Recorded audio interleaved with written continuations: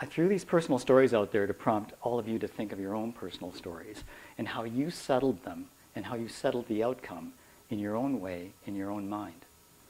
Many of us safely settle the outcome by describing our stories, no matter how epic they are, as coincidence. Now, what is coincidence? Well, coincidence is a remarkable or unique concurrence of events without any apparent causal connection.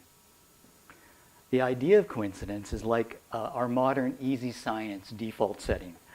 It's what I described last month as the sociological equivalent of political correctness. Our natural reluctance to acknowledge or believe anything that isn't scientifically proven is pretty much the beating heart of coincidence.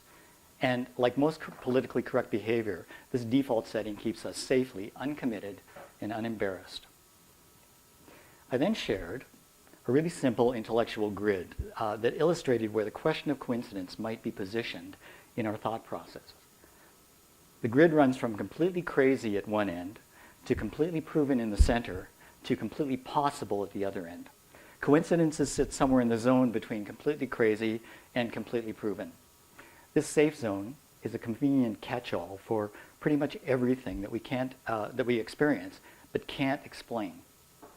Now, we become so accustomed or conditioned to living in this kind of intellectual safety that we've been duped, in a way, into believing that if our personal stories of coincidence can't be empirically understood any other way, then a purely personal validation of their significance might label us with a crazy sticker.